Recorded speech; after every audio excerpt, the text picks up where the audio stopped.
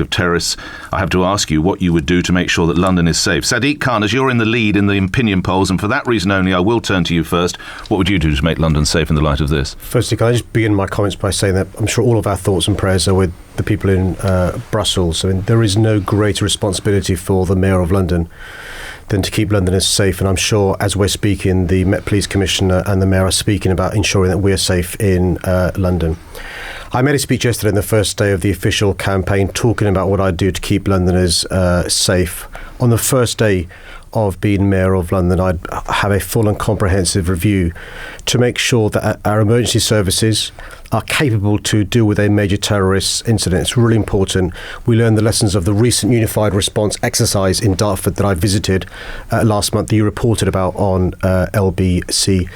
I'm a big fan of neighbourhood policing, not because I'm nostalgic, but because all the evidence from the Bernard Hogan Howe? Well, that's a different question. Let me answer your question about terrorism. Well, I think he's done some really good things. I think it's really good that he's been given a 1-year extension, which will give the next mayor a 1-year extension. Is that enough?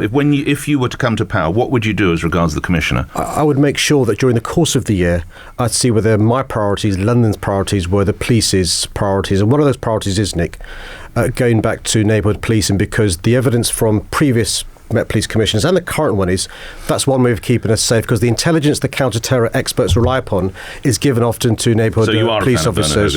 Well, let's wait and see how it performs. Well, would you keep him in post? Obviously, he's there for a year. Would you keep him in post? That's the point of the year probation, for me to assess. So you're putting the Commissioner of the Met on probation when a neighbouring city is under terror attack. That was the reason why the Home Secretary and the current Mayor only extended his contract by 1 year, because the next Mayor needs a chance to assess he's doing a good job. Zac Goldsmith, obviously, first of all, your views on what's happening at a neighbouring European city. Look, it's appalling beyond belief. The news is breaking now. We don't know all the details. We think we know where this is heading based on the information that's coming through.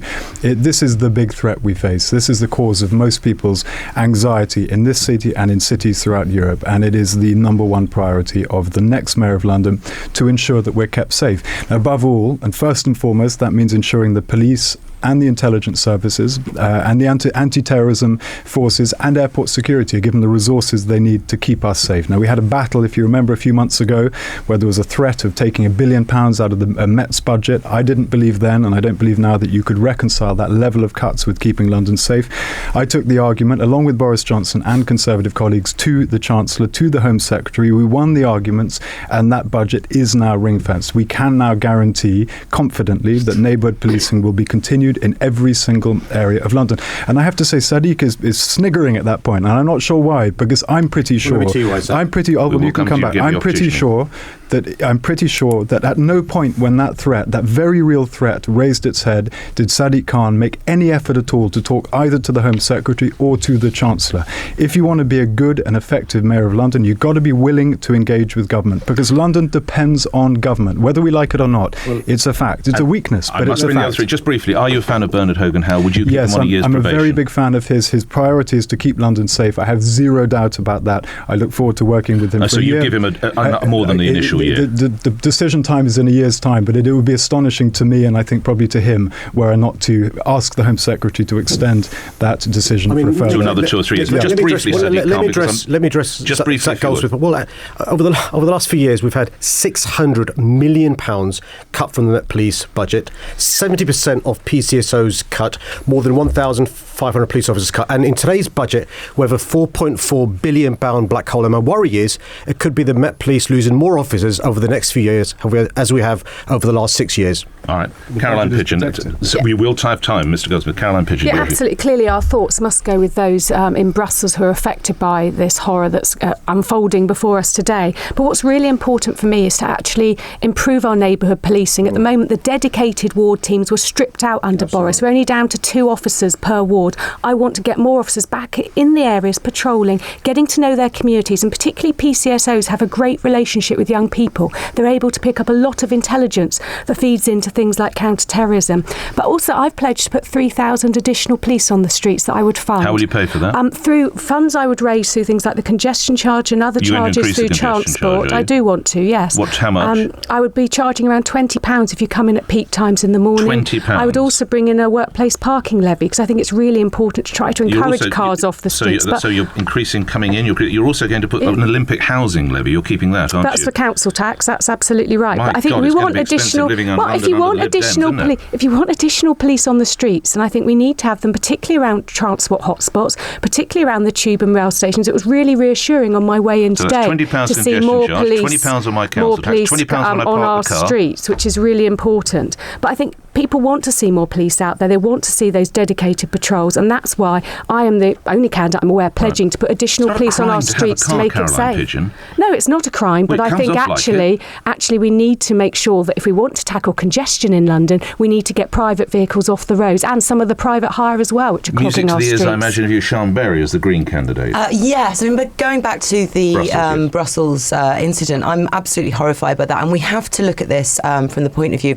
basically 3 levels. First is our response to it, and we don't want to see police cuts, but we also don't want to see cuts in our fire service. At the moment, we're losing fire engines across London. When there's just a couple of house fires, they get completely overstretched, and we need to be making sure we have the ability to respond to incidents like this on the day. When it comes to policing, we do need to be prioritising our police in favour of intelligence-led policing, less towards surveillance of peaceful protesters and things like that.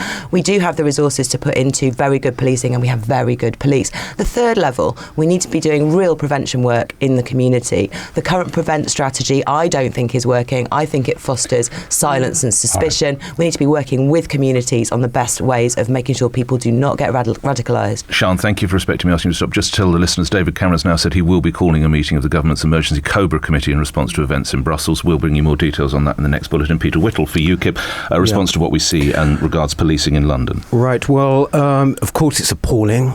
It is absolutely appalling. There is a terrible sense of inevitability about what's happened. I think people sense that. I have friends and colleagues. Why was it inevitable? Because it has been stated, the stated aim, we seem to think that it is going towards a terrorist attack, and it's a stated aim of terrorists to actually make these attacks. It's been made absolutely clear to us. In terms of the police, there's no question about it. We obviously have to support the police. I work in Westminster, and there are armed police there around various different, like the station there, and indeed around those sort of iconic buildings. I think possibly we're going to have a bit more of that. Armed police. What do you mean, more armed police on the streets of London? Yes, I think so. Where? I think so. Well, around places, for example, like tube stations, places, for example, which might be You want to attacked. put an armed police officer at every tube station? I think that it is the responsibility of the mayor, as indeed it is for the Prime Minister of this country, for the whole country, to look after the security of people here. I must have to say this point too. Changes the face of policing, Mr. Whittle. No. I think that it shouldn't be as a point of principle, but we are living in different times. And I think that we have to take a different approach. What I would also say is that this is an international problem. We've been talking about it as though it's a very domestic one. And I think that it is a completely political problem, and we have to look at who is coming into our country. We have to take control of our borders, because this has happened as a result of people going over borders and having free movement. And I'm afraid that at the moment, the way things stand, our membership of the European Union means that we actually have a problem with our security, and that is appalling. Please put your headphones on, candidates, as we go to the first call. Apologies to the callers. It's absolutely jam-packed, but we do have, unfortunately, grave events in Brussels that we needed to get the reflections of these 5 key people on. So we move to the first call. Luke is in Bromley. Luke, your question. Good morning. Hi. Morning to everybody. My question to the mayoral candidates. My wife and I are a lot luckier than most. We're both medical professionals. We have a combined annual income of about £160,000 a year before tax. I'm in my mid-40s, but due to circumstances, I'm a first-time buyer. And when we look at properties in London with what we can get on a mortgage comfortably without breaking our backs, we can afford an ex-council house, we can afford a flat that we don't want, we would like a garden, we can afford a 2-bedroom terrace with a very small garden. Okay. When I look elsewhere... If I move you to your question, I'm terribly sorry, Luke, but I've got to start to move you towards the question, sir. We're planning on leaving London, basically, with all of our disposable income and with our skills. If people with our income can't buy a property that we would want to live in London, what hope is there for people... Did you say, your joint income again was what, did you say? 160,000 a year. Gracious. All right, stay on the line. Let's go first to you, Zac Goldsmith. How will you stop people, clearly a bright man and a bright partner or wife, what are you going to do to stop them going? Yeah, there's no doubt at all that this is the number one issue for London. If people are being priced out of their own city, even people earning very high salaries, you imagine someone on an average London salary, around £34,500, you have no prospect at all, either of qualifying for social housing or for buying a house on the market. The only long-term answer is to increase supply. That's that you can tinker around the edges, but if you don't build more, you're not going to solve that problem, which is why I've pledged to increase house building to around 50,000 a year, which is double what we have at the moment. Well, it's more than double, Mr. Goldsmith, isn't it? 18,000 last year. It takes us back to where we were in the 1930s. We haven't seen the rate of house building we now need for 7 to 80 years. What's the magic bullet you bring to So it, there are Mr. two things. There are lots of ways, but there are two principal ways of delivering that uplift in the number of homes. One is to get a deal with government, to get them to release the brownfield land which they own. Public bodies like the NHS, MOD, Ministry of Justice own huge amounts of brownfield land right across Greater London. That land needs to be made available to London for development. The second thing you need to do is you need to invest in our transport infrastructure to unlock that land. If we don't grow the transport network, that land will not and cannot be developed, which is why transport is as much about getting people around London as it is about unlocking land and solving the housing crisis, and why my rival here, Sadiq Khan's proposal to take nearly £2 billion out of the transport budget is a crisis not just in terms of commuters and their daily experience, but in terms of solving the housing crisis. It would be a catastrophic policy for London, as I believe every independent expert has now confirmed. All right, you'll come back to you in a moment. Let's bring Sadiq Khan in. Sadiq Khan, you want to set up a commission, I believe. Well, firstly, Zach's obsessed with me. Look, I mean, we've had a Conservative mayor for the last 8 years and a Conservative Prime Minister for the last 6, so clearly the Tory plan isn't working. What I'll do is this, Nick. I will set up in City Hall a team of experts called Home for Londoners. So we will have a team of experts. Let me tell you why. We'll have a new London plan. You asked the magic bullet. The magic bullet is the London plan, which will make sure half of all new homes are genuinely affordable, Luke. That means home that Londoners can afford to buy or rent. A combination of either homes where you pay a social rent, council properties, or homes where you pay a London living rent of 1/3 of average earnings, or shared ownership homes. We've modelled this using TfL land in zones 3 to 6, Nick. You can get a shared ownership home with a deposit of £5,200 and the part rent £400 a month. What isn't affordable is a situation where starter homes are £450,000 like Zac proposes, but also you can't have homes being built before they've been completed, sold to investors. Guess where? In the Middle East and Asia. We shouldn't be embarrassed of saying first dibs for Londoners. And by the way, some of my best friends and family are foreigners, but we can't have our homes being used as gold bricks. So Luke, the promise is this: we will make sure to ban foreigners from buying property as part of the deal for the first 6 months you have to market in London. First dibs to people like Luke and his family, rather than investors in the Middle East and Asia. But after those 6 months, people from overseas can buy After those 6 months, they properties. can be marketed overseas. Absolutely right. We're going to give first dibs to Londoners. Homes for Londoners will do what it says on the tin, making sure the Mayor of London is on the side of Londoners rather than investors in the Middle East and Asia, as Zac's friend Boris Johnson's been for the last 8 years. We'll come to the transport was allegedly a black hole in the finances in just a second. Peter Whittle, I can see you getting very agitated. I will come round to Mr. Whittle. You know, you hear this all the time. You hear it from Zac and from Sadiq all the time. I'm going to build 50,000. I'm going to build 60,000 houses or whatever. You know, this is going to go on year on year on year. You're going to have to go all the way over the green belt. You're then going to have to go outside the green belt, and you're going to have to basically turn southeast England into London.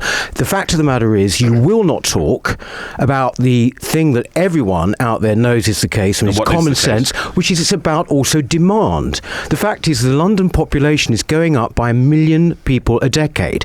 It's now accepted by my rivals here. It's that sort of accepted as somehow being natural. And that, so by the time we get to the year 2050, there'll be about 13.5 million people in London. That has simply not feasible or sustainable. Caroline Pidgeon, your solution is to charge me more money. It is, because everyone's talking about building the homes. We've all agreed, or most of us, that 200,000 homes are needed. I want 1 in 4 of those to be what I call council homes, genuinely affordable housing. But you've got to put some money in. So what I'm prepared to do is to say I'd keep the current council tax level we've had this year. We've got £20 a year. We're all still paying for the Olympic Games. I turn that into a housing precept, a housing fund to build the homes we need in London. Are you roughly the same total, around 50,000 per annum? Is that what you're looking to to deliver? I'm looking to, absolutely. About that first year, probably be harder to deliver that. But I'm putting the money in. I'm not just saying numbers. I'm putting the money in as well as the land. And alongside that, I would set up a state-of-the-art construction academy, because we've only got half the number of skilled labourers out there to actually do the jobs, the brickies, the surveyors, and so on. So it's really important that we have that, bit like we had the tunnelling academy for Crossrail. We've got to create the workforce in order to do that. Let's hear from Sean Berry. Well, Zac doesn't have to imagine somebody who's on an average salary and can't afford a home, because here I am. I rent my own home. I am not a first-time buyer. I'm probably going to be a no-time buyer, frankly. I do understand how generation rent feels. And Caroline is right to say we do need to raise money in London to supplement and extend the housing budget. I've also been lobbying the Chancellor to change the tax rules for landlords and extend our budget that way. But the important thing is we have to change the model. Labour and Conservative mayors, Boris and Ken, they've spent 16 years trying to get more affordable homes out of big developers, and it hasn't worked. My solution is to use the public land, but break it up into smaller units, get a much wider range of smaller developers, co-ops, self-builders, building homes that they actually want to live in. We'll get more homes more quickly that way, and I think it's a model that will really work. Again, thank you so much for respecting me putting my hand up to you, because we're now hearing, this is reports, you're listening to LBC, the reports that 10 people have been killed in the metro blast. Now, if that is correct, you add that to what is believed to be the 10 that have died at the airport, we're looking at a major incident over in Brussels. The next question feeds into that. Terry's in Archway. You're on the radio. Terry, go ahead with your questions to the 5 candidates. I have a question for Sadiq. I recently got his leaflet saying a Muslim mayor who can tackle Muslim extremism. What makes you think you can tackle the complex tapestry of extremism that's being bred in our cities? Sadiq Khan. Thank you for that question. I mean, as we've seen today, there is no greater responsibility for the mayor than keeping Londoners safe. So let me tell you some of the plans that we've got. And by the way, I'm the only candidate who's got a plan. Firstly, we have a major review on day one of the emergency services capability to address a major terrorist incident. You told me that earlier. Secondly, Mr. we make sure there's good neighbourhood policing, which is the most effective way to fight in terrorism. Thirdly, we've got to close down the internet service providers that bring in these messages of hate from overseas. Twitter have done a good job in closing down 150,000 accounts from Daesh. We've got to be tougher with Google and Facebook and work with the government to close down more ISPs that are coming into this country. Fourthly, we've got to integrate our communities much more than we're currently doing. The mayor's has got some powers and some levers when it comes to planning, when it comes to community programmes, but also we've got to push far better than we currently do successful British role models who've integrated into British way of life. Khan. And as Sian said, let me finish the point. It's a serious question that's been raised. As Sian has said, we've got to completely radical and overhaul the prevent agenda. Let me tell you why I've got personal experience of this. I've spent not simply my entire adult life fighting extremism, but when I stood for Parliament for the first time, there were extremists outside the mosque that I prayed in, telling local worshippers, my friends and family, that by voting for me, they were encouraging man-made law and that they were destined to go to hell. When I voted for same-sex marriage, there was a fatwa put against me and death threats to me and my family because I voted for same-sex marriage. So it's personal to me, this issue of addressing extremism and wiping it out from our society. It is a cancer. And if we look at the poll done yesterday by LBC and ITV News, when asked who is better at keeping London safe from terrorist attacks, you got your lowest scoring of everywhere. You've got just 24%. You do far better in every other area. Could this be possibly because of the company that you've kept in the past? Well, look, I can remind you, if you need me to talk about the extremist Imam Suleiman Ghani. You know my standard response to polls. I could go on about all the polls which I ignore because the most important poll is. But you have poor judgment, don't you? Well, hold on a sec. I mean, I've been quite clear throughout my life that I want to wipe out extremism, and the people that I've claimed to have shared a platform with, members of the Conservative Party and ministers have shared a platform with these people. So you didn't share a platform with Suleiman Ghani? Suleiman Ghani also shared a platform with a government minister, Jane Ellison. So the reality is, right. Well, no, my point is this. Look, often at these events, Nick, you will know this because you're a pro. You turn up these events, often there are 2, 3, 4 hours long. You're the 17th speaker. There are 3 more after you and you've gone. My point is this. I've been unequivocal. I've been unequivocal in my condemnation of extremism. I couldn't have been clearer about my condemnation of extremism. Why did you appoint Shuaib Salah? Did you interview him? Well, no. I mean, look, what happens? You did not interview him. What happens is this. Look, I mean, it's a simple question. Respectfully, did you interview him? Let me explain your answer. And let me give you a simple answer.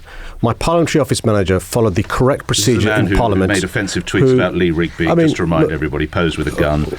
Nick, let me answer your question. Yeah, did you interview him? For the fourth attempt at trying.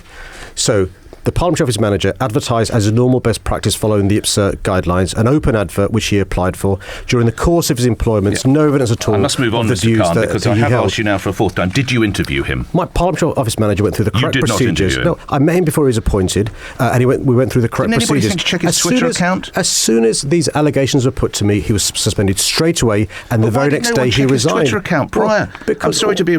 Hitler must be proud. I love. Excuse my language. I love having a bitch. How to treat a woman, buy her a nice iron, and extend the kitchen for her. You gave him a job. And it's right and proper that he's lost his job as well. As soon as his allegations were brought to my attention, he has lost his job, and that's the right and proper thing to happen. There is no place in British life or any life for these sorts of comments. Let's bring Zac Goldsmith into this conversation. Mr. Goldsmith, you've talked about your support for Bernard Hogan Howe, even in the light of Operation Midland. Yeah, can I come back to the point that you've just raised? Briefly. Because the fundamental, of course, we need to ensure the police and the authorities have all the tools they need to keep us safe. That is a fight that I have fought. It is a fight I will continue to fight, whether I'm mayor or not. But we also need to do everything we can to isolate and marginalise the extremist elements within our community without the rest of the community feeling isolated and marginalised. And that is not what Sadiq Khan has done. It just simply is not true. The Suleiman Ghani figure you're talking about, Suleiman Ghani, who you're talking about, it gave you an explicit homophobic endorsement before 2010, which you did nothing to distance yourself from. If I had an endorsement of that, sort, I would be appalled. Zach met with this guy 6 months ago. Well, Zach, actually talk about what you're going to do for London. This is a really serious issue. I do not believe a sensible. Come back to you, Mr. Khan. Mr. Goldsmith. I do not believe it is a sensible strategy to provide oxygen and platforms over and over and over again to people who hold appallingly extreme bigoted. Why did you meet him? A member of an audience to which I was. Why did you speaking. meet him? You invited him. I didn't invite him. I'd never heard of the man before the newspaper reports in relation to you. And were I to be asked about the comments of someone demanding jihad in this country, I wouldn't dismiss it as flowery talk. I think for someone who wants to be mayor of London, that shows appalling judgment. Right, can I talk about your judgment? We, of course, now know that the Operation Midland has been stood down. It cost the Met Police the best part of £2 million. You were quite prominent in the comments you made concerning the late Lord Britton. You also appeared on an Australian TV news documentary in which you said the genie is out of the bottle. What did you mean by that? So, I've been asked, I was asked yesterday by a man called Harvey Proctor to apologise for asking the Home Secretary to take these issues seriously. And I have nothing to apologise for. I have never pointed my finger at individuals. That's not something I've done. It's not something I'm qualified to do. But there is no doubt in my mind, or indeed the mind of the Home Secretary or the police, that in my constituency, the area that I'm paid to represent, there has been appalling abuse in a care home and in a guest house. But you used parliamentary privilege to name someone. No, I didn't. I've never used parliamentary privilege in any context throughout my time as an MP or on any issue. Did you not say they should hang their heads in shame? But I do know that abuse happened in the care home. I know that it happened in the guest house, and I know that the police were pretty useless when it came to following up on the questions that were being raised. I did not want, as an MP, to be the expert on this issue. I gathered vast amounts of information. But you talked about judgment. You said the genie is out of the bottle. Yes, vast amounts of information. But these people are all being charged. And a blank check to Bernard Hogan Howe. Blank check to Bernard Hogan Howe. That's the judgment of this man. I'm not talking about these people because I've never pointed my finger at any of these people. If people are accused wrongly of doing these appalling things, then they deserve an apology. Of course they do. But I've never accused, as I just said. Did you not say in the Commons in November 2014 that you had suggestions at Leon Britton using parliamentary privilege? No, what I said about Leon Britton is that he received a dossier about the guest house, in which we now know to be true, incidentally. This is not an opinion or a conspiracy theory, it is a fact. And there is no doubt in my mind. There is no doubt in my mind, or indeed the Home Secretary's mind, that so Leon Britton failed to act. Big questions about what happened. Did Leon Britton fail to act? He failed to act. Leon Britton failed to act. He failed to take the dossier seriously that was sent to him. Okay, you've heard that, listeners. Caroline, you've heard that, listeners. Zac Goldsmith says Leon Britton failed to act. Caroline Pidgeon? In terms of the issues of child abuse, it's absolutely right that the Met Police fully investigate any allegation that comes forward. It's even really without important. Any corroboration, Caroline Pidgeon. You have to talk to the person and get fantasist. Well, that's what we've told in now, but actually at that time time, they have to take people seriously. If you have suffered some terrible abuse and come forward years later, you've got to feel the police will believe you and talk to them, and then they investigate. Caroline, and if they then found it out to be a fantasist, then 10 months to find Lord Bramwell's ADC. It took a journalist 10 days. Well, clearly they've taken too long and so on this. But you have got to investigate child abuse claims. We have seen some very high-profile people go to prison Isn't that the as reality paedophiles. Of it? Isn't and so that actually we need to make sure. Yeah, but we have to make sure everyone's investigated. If something terrible had happened to you as a child, you have to be able to go forward at the time you feel ready to and talk to the police. And you have to have confidence in the police that they will take you seriously and investigate. Clearly they've taken too long on this case, but we need to make sure they do. But I wanted to come back on the issue of terrorism we've talked about. The prevent agenda that the government has run is not really working. We need that devolved to London government. I recently did a visit to Birmingham, talked to the team there. They're doing a lot more work directly with the community that isn't police-led. And I think that's what we've got to do. Work with communities, particularly women in communities, because actually we've got homegrown terrorism. We don't just have people coming from overseas, as Peter seems to think. All right, thank you. That is absolutely ridiculous, Caroline. That is absolutely ridiculous. I know better than anybody that we have domestic terrorism homegrown. But why, therefore, would you import more then? Why would you do that? Sorry, how are we importing terrorists? Well, the fact is that if you do not, everybody coming in from Europe's a terrorist. No, absolutely not. But if you have no control of your borders, the fact of the matter is, if you do not know who's coming in, that is your only policy, isn't it? No, it's not my own. I'm not saying it's necessarily wrong, but that is your only policy. But the fact is that these are the things that matter most to people. Pretty much everything we've come so far comes back to that. You might be right, of course. No. A lot of it does come back to this. The fact of the matter is, at the moment, in Europe, because of the free movement of people, it also means the free movement of terrorists and free movement of weaponry. How many more times are we going to have to see this before we actually take it seriously? There are no more lessons to be learnt on that. We know the lessons on that. Can I come back to one thing? Very briefly, First of all, I must say with Steve, you said that Islamist extremism was personal to you and all the rest of it as a Muslim. It's not really fair to say. It's personal to everybody. It's personal, actually, to me as a Londoner. Very, very personal indeed. Have you had death threats for the way you voted? No, but I mean, have you seen people protested outside your place of worship saying you're an apostate going to hell? No, but it does not and mean those of your friends and family going to hell as well? Skill it's personal to to me then. This. Right. Have you ever speak to your daughters about police protection? It's personal to me then. Sadiq, I would ask you to respect Peter Whittle. Thank you, Sean. That's Sean Berry. I'm sorry to bring you back. I really don't like the tone of what Peter is saying. Tell me why. I think every single problem that we have, he says, close the borders. You can't put up a wall against terrorism. I'm not saying close borders. No one is saying close borders. And I think we need to be fostering more cohesion and more community spirit within London. I also don't like the tone of some of the allegations that are flying around against Sadiq here. I mean, particularly the human rights cases where people are being locked up, renditioned without trial. And there are MPs, including Zac Goldsmith and Caroline Lucas, the Green MP, who are standing up for the due process that needs to take place in these cases. That doesn't mean standing up for terrorism, it means standing up for human rights. And I think it's really important that we don't try to use divisive tactics in this election, because it's disrespectful to London, it's disrespectful to the many thousands of Muslim Londoners, and I think fostering division as part of this election is a very dangerous way to go. All right, just briefly, I'm sorry, Mr. Whittle, I must still give you reports now that the death toll in Brussels is 23 people in two separate attacks, two at the airport, two separate attacks, two bombs, two explosions at the airport, one at the metro station. I'm going to delay the news for a minute or two, Lisa Aziz, if you're listening. Let's get one more question in. Anita's in Croydon. Anita, your question, good morning. Good morning, the candidates. I'd just like to ask them, what are they going to do more about knife crime? What are they going to do more about knife crime? Can I expand that possibly into stop and search? Let's bring Sadiq Khan for the Labour Party, of course, in. Are you a fan of stop and search, Sadiq Khan? If used intelligently, yes. What does that mean? Well, it's intelligence-led policing. What the Police and Criminal Evidence Act says is PACE 1984, is that if the police have reasonable suspicion to suspect you're about to commit or have committed a criminal offence, they can stop and search you.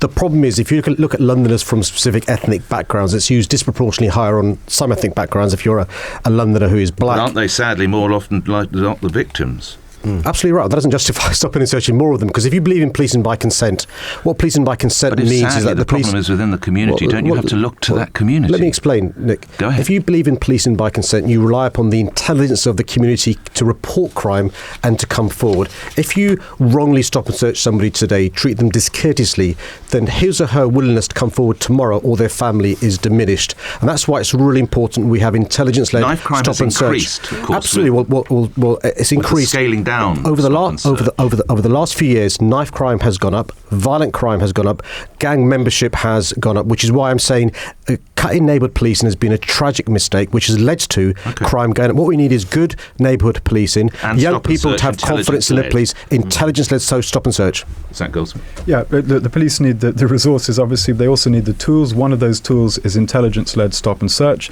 We have seen a dramatic reduction in the amount of the use of stop and search, and that has coincided with an increase in knife crime. There is a sense, and this is what the police are reporting, that people are able now to walk around with a feeling of impunity. We got to get knives off the street. Clearly, one of my researchers ordered a 10-inch zombie killer knife over the internet from Amazon, and it arrived 24 hours later in my office without a single question being asked about his Hopefully age. for professional reasons. I took it to the Home Secretary, who's organised a meeting with Amazon and the other retailers, and they're taking action. Amazon has already removed these things from their online platform. But we need to do more than that. Even if we got rid of those knives from the internet, we still need to invest in early intervention and prevention.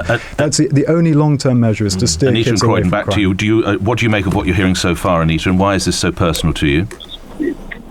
Because about coming up to be 11 years ago, my son was murdered. He was from us through a young child carrying a knife. He was 15 years of age. Yeah. And can I ask what you believe about stop and search? Do you think it's valid? Do you agree, as one of the candidates is saying, it does work, but it must have intelligence behind it? Yes, I do. I think they should stop and search the kids of today, because some of them, say 30% of them, think it's okay to carry it. And once they take a child's life, we're left with sentence, because our children are no longer there with us. Well, I know. I offer commiserations from me and all of the candidates here. Anita, thank you. We will return to this. Colleagues, a panel, I asked you just to hold briefly. We're a little bit behind time. We will come for reflections on that and more calls here for the first, exclusively here on LBC, Mayoral Debate, 9:32. So I would look at completing the cycling superhighways. I'd look at investing in outer London, because some of those short journeys that people do in cars, they can do on bikes. I want to invest in outer London. Kingston's a very good example of work that's going on there. I want to see that rolled out across London.